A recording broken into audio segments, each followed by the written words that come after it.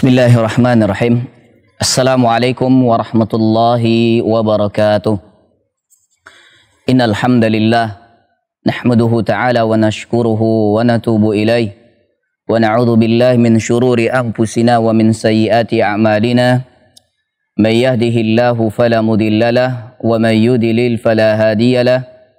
Asyhadu an la ilaha illallah wahdahu la syarikalah wa asyhadu anna nabiyyana Muhammadan abduhu wa rasuluh sallallahu alaihi wa ala alihi wa man ihtada wa iktafa bihudah ila yaumiddin wa sallama tasliman katsira amma ba'd.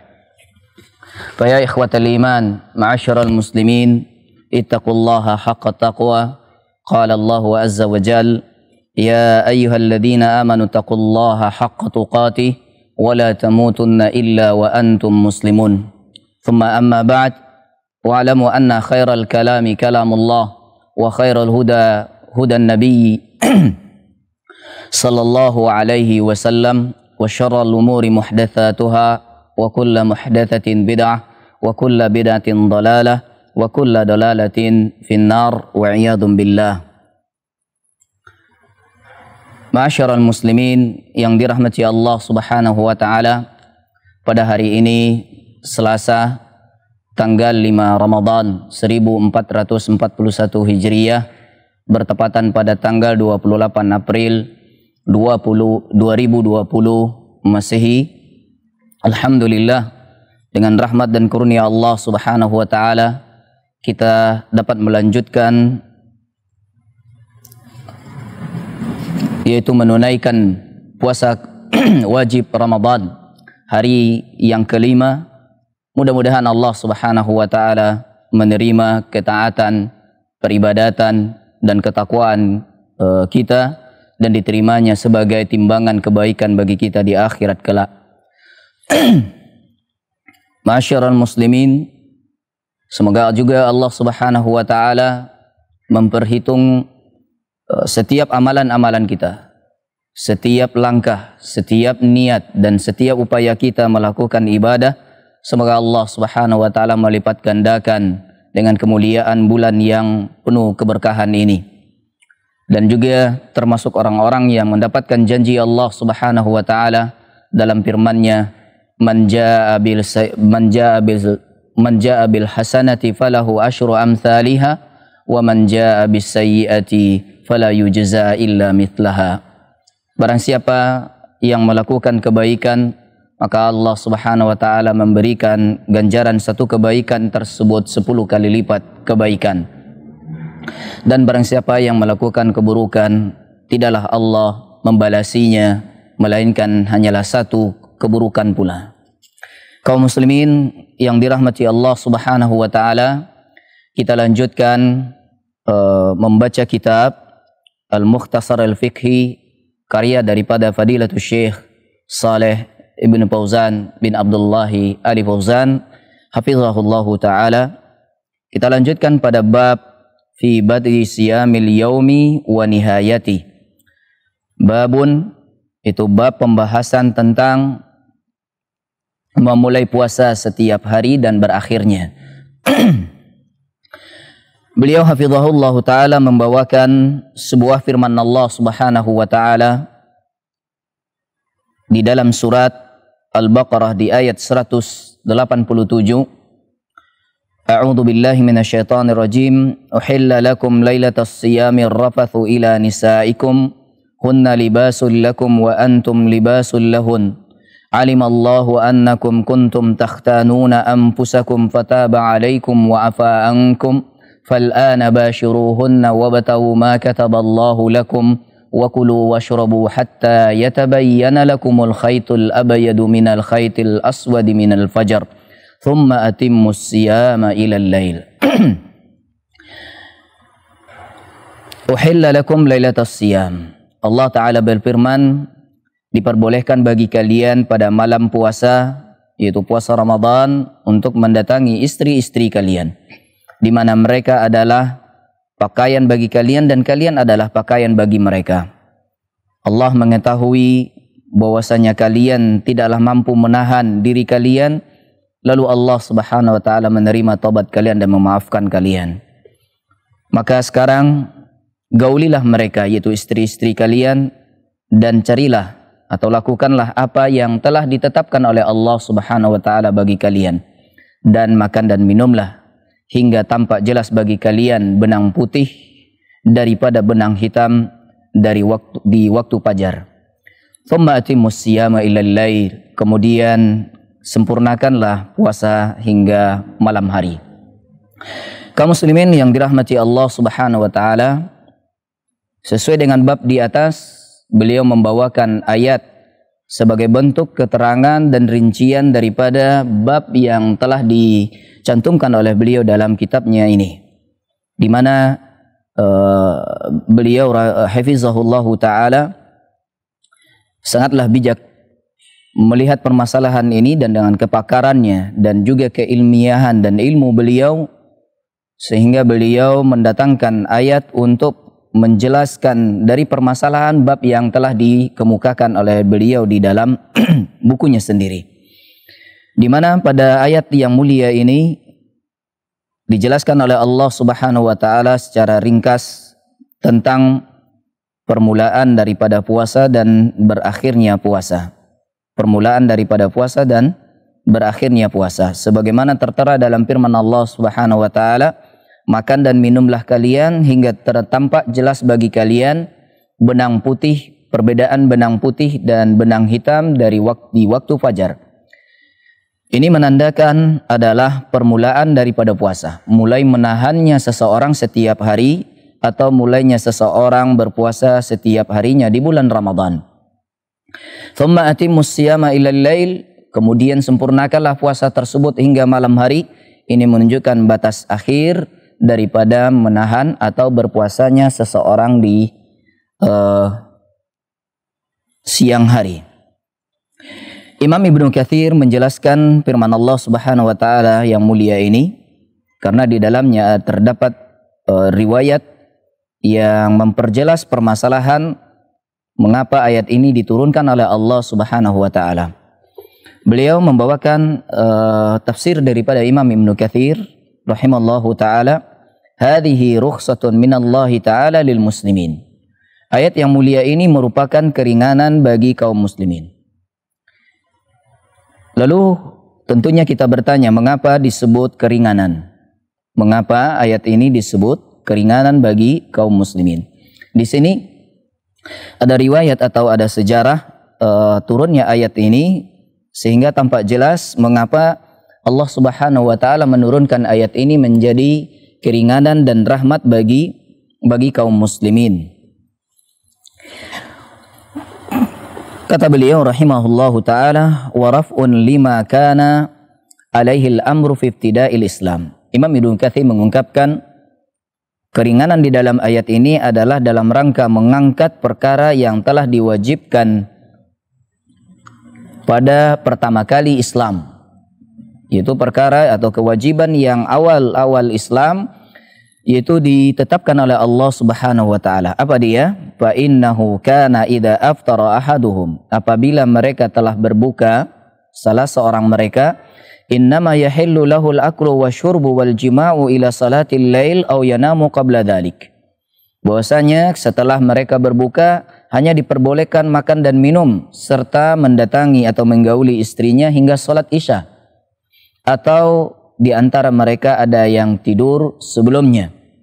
Pamatana ma aw shallal Isya, maka siapa di antara mereka yaitu tidur atau menunaikan salat Isya, faharuma alaihi ta'amu wasyarabu wal jima'u ila lailatil qabilah. Apabila mereka tunaikan berbuka kemudian salat Isya, maka waktu selanjutnya telah diharamkan dan terlarang bagi mereka untuk makan dan minum serta menggauli istrinya hingga malam berikutnya. Ini berlaku ketetapan ini oleh Allah Subhanahu wa taala pada pertama kali atau awal pertama kali disyariatkan oleh Allah Subhanahu wa taala puasa di bulan Ramadan. Namun keadaan ini, pembatasan yang seperti ini, mereka hanya diperbolehkan makan dan minum serta menggauli atau mendatangi istrinya hanya batas hingga salat Isya, kemudian setelahnya terlarang bagi mereka hingga datang kembali malam berikutnya, ini sangatlah sulit dan sukar bagi mereka, sehingga Imam Ibnu Katsir menjelaskan fawajadu min dzalika masyaqqatan kabira. Para sahabat mendapatkan diri mereka sangat sulit terhadap ketetapan ini. Sehingga Allah Subhanahu wa taala pun mengetahui sebagaimana yang diungkapkan oleh Allah Subhanahu wa taala dalam firman-Nya yang mulia, alimallahu annakum kuntum takhtanuna anfusakum fataba alaikum. Allah mengetahui bahwasanya kalian ini telah merasa keberatan. Allah tahu bahwasanya kalian keberatan, merasa berat diri kalian terhadap keputusan dan ketetapan Allah Subhanahu wa taala. Sehingga Allah Subhanahu wa taala menyebutnya di sini takhtanuna. Kalian menyelisihi atau mengkhianati diri kalian sendiri. Karena pernah terjadi dan dalam peristiwa ini Umar bin Khattab radhiyallahu an, ketika beliau setelah salat Isya atau setelah berbuka dan beliau salat Isya, kemudian mendatangi istrinya dan beliau menjumpai istrinya dalam keadaan tidur. Kemudian setelah beliau mendatangi istrinya, terbangun. Istrinya pun terbangun. Lalu kata istrinya, saya telah tidur. Karena kebiasaan dan dimaklumi bahwasanya setelah mereka tidur itu telah diharamkan bagi mereka minum dan makan serta mendatangi istrinya. Akan tetapi itulah yang terjadi. Akhirnya Umar bin Khattab melakukan pelanggaran tersebut, dan juga kasus ini terjadi pada Mu'adz bin Jabal. Dan ini yang membuat Allah Subhanahu wa taala menerima taubat mereka dan memaafkan kekeliruan dan kesalahan mereka tersebut. Lalu Allah taala menurunkan ayat sebagai bentuk keringanan dan rahmat bagi mereka dan juga bagi kaum muslimin pada hari ini atau bagi umat Nabi Muhammad SAW. Fal'ana bashiruhunna ma kataballahu fal'ana bashiruhunna wabtau ma kataballahu lakum. Sekarang datangilah mereka, gaulilah istri-istri kalian dan lakukanlah apa yang telah ditetapkan oleh Allah Subhanahu wa taala. Kaum muslimin, saudara-saudara yang dirahmati Allah Subhanahu wa taala. Kita lanjutkan ungkapan daripada Imam Ibnu Katsir rahimahullah taala, "Fanazalat hadhil ayah fafarihu biha farhan syadidan." Lalu turunlah ayat ini, maka dengan turunnya gembiralah, merasa girang para sahabat dengan turunnya ayat tersebut, yaitu kegembiraan yang meluap-luap, yaitu kegembiraan yang merasa sukacita, adanya keringanan yang diberikan oleh Allah Subhanahu wa taala. Yaitu haitsu abahallahu al-akl wasyurba wal jima' fi ay laili sya'at sha'im, yaitu di mana Allah Subhanahu wa taala memperbolehkan makan dan minum serta menggaulihi atau mendatangi istri-istri mereka di malam manapun, di malam-malam yang dilalui oleh orang yang berpuasa pada bulan Ramadan. Ila ayyatabayyana diya'is sabahi min sawadil lail, dan berlaku hingga tampak jelas cahaya subuh, yaitu tampak jelas cahaya atau sinar di pagi hari, cahaya subuh hari daripada malam. Jadi yang menjadi permasalahan yang ada hubungannya dengan bab di sini adalah batasan mulainya puasa dan berakhirnya puasa setiap hari, di mana Allah Subhanahu wa taala menjelaskan, yaitu hatta yatabayyana lakumul khaytul abyadu minal khaytil aswad. Ketika turunnya ayat ini, sebagian sahabat mengambil inisiatif dengan memahami ayat tersebut, itu mengambil benang putih dan benang hitam sebagai tanda oleh mereka untuk menentukan sudah masuknya waktu fajar atau sudah mulai menahan mereka dari makan dan minum dan memulai puasanya. Ada yang mengikat benang tersebut di kaki mereka sambil makan, ada yang meletakkan benang tersebut di bawah bantal-bantal mereka seperti yang dilakukan oleh Adi bin Hatim radhiyallahu an. Sehingga turunlah ayat minal fajar. Lalu Allah Subhanahu wa taala melengkapi ayat tersebut minal fajar, yaitu benang putih benang hitam tersebut adalah sinar daripada waktu fajar. Sehingga fajar ma'asyiral muslimin adalah merupakan tanda daripada tanda memulainya seseorang menahan atau memulai puasanya setiap hari. Namun fajar yang di sini perlu dipahami, apa yang dimaksud dengan fajar?